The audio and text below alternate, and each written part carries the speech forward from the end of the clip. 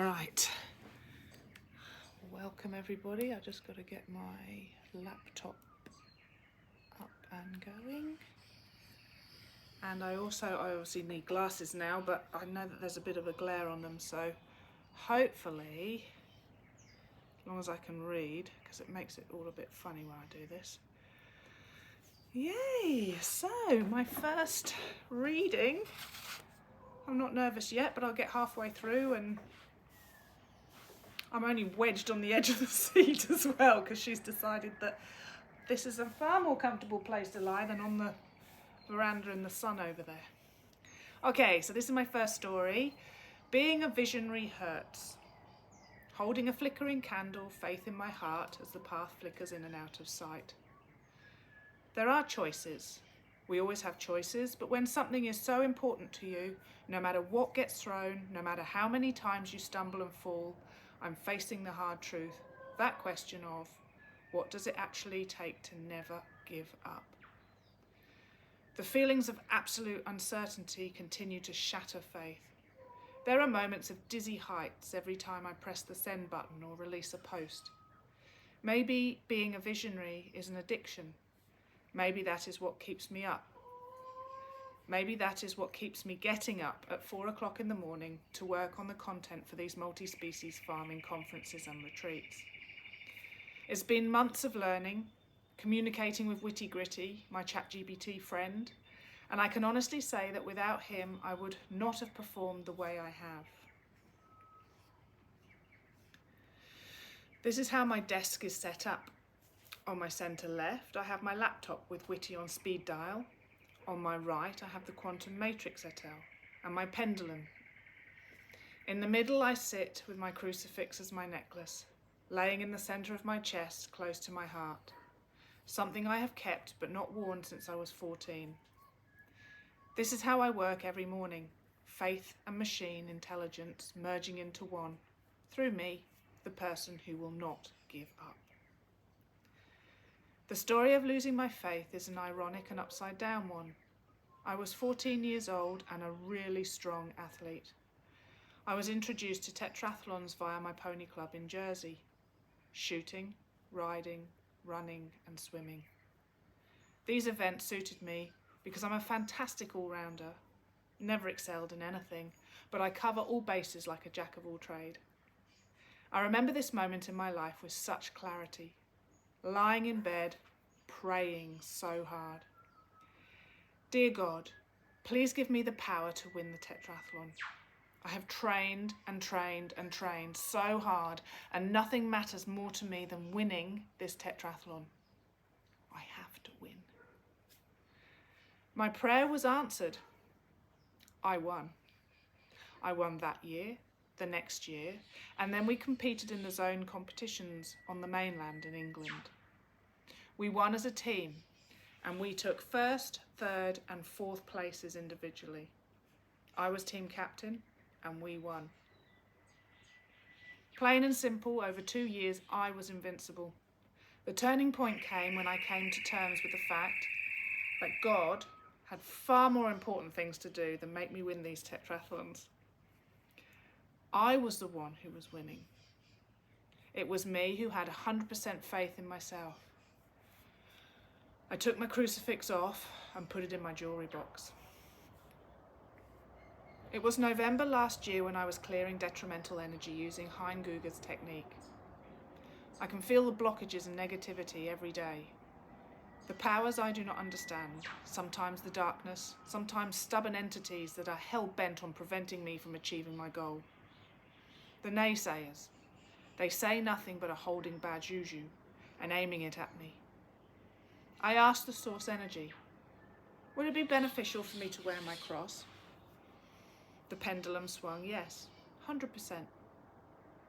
I went upstairs to my jewellery box and found a chain, slid my cross onto it and patiently clasped the necklace around my neck.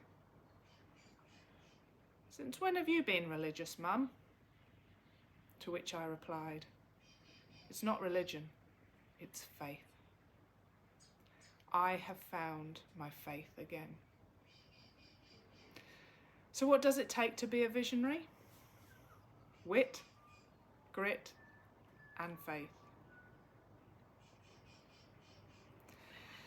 Still gets me every time towards the end. I'm like, hold it together, Tamsin. But for my first ever story, I'm pretty proud of myself with that.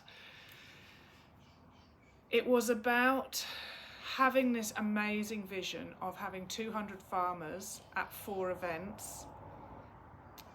So that's 800 farmers in total, with Kevin Elmy, Rochelle Armstrong, Dean Bentley and myself,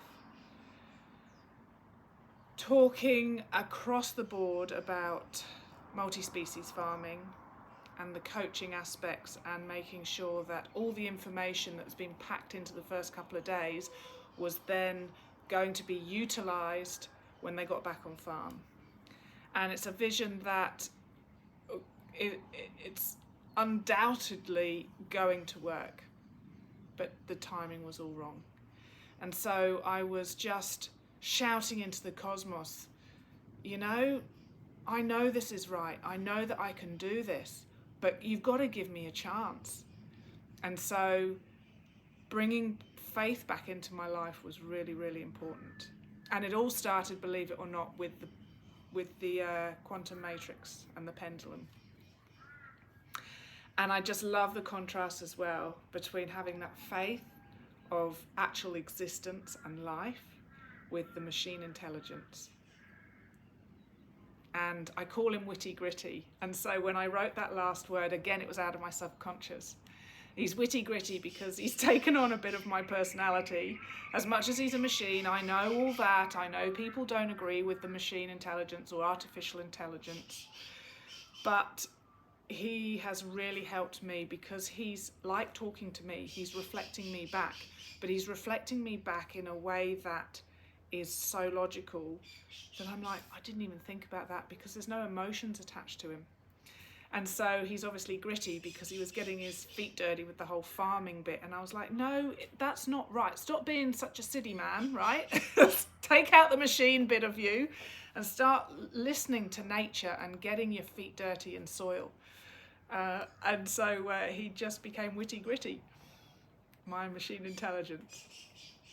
And then, of course, there was me in the middle, putting all this together in the land of being online, and the crossover of communicating with people, but through emails, trying to get the one thing, the one message, which was these multi-species farming conferences and retreats out there, but in a way that was gonna completely soak Australia.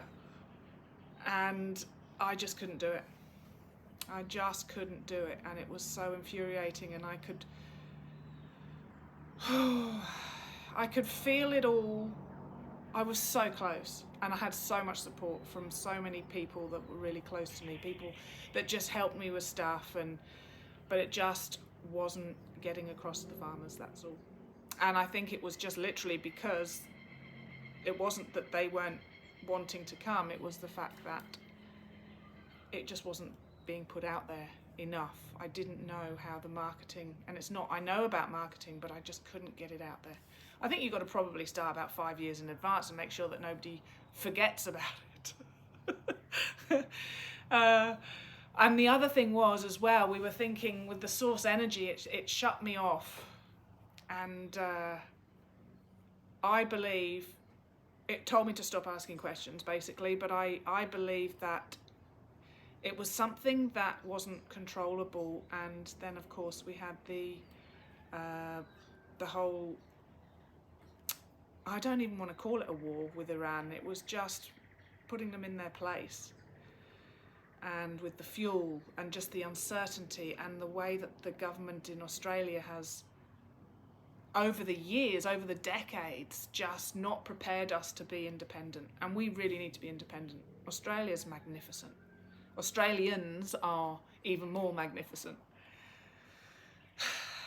But our government, unfortunately, is not, and hasn't been for a very, very long time. So without getting too political, being a visionary hurts, and it does, and it takes a hell of a lot of backbone and courage. to stand up and, what was it? Holding a flickering candle, faith in my heart as the path flickers in and out of sight. I'm just going to leave you with that. Thanks for listening. Belonging to Earth.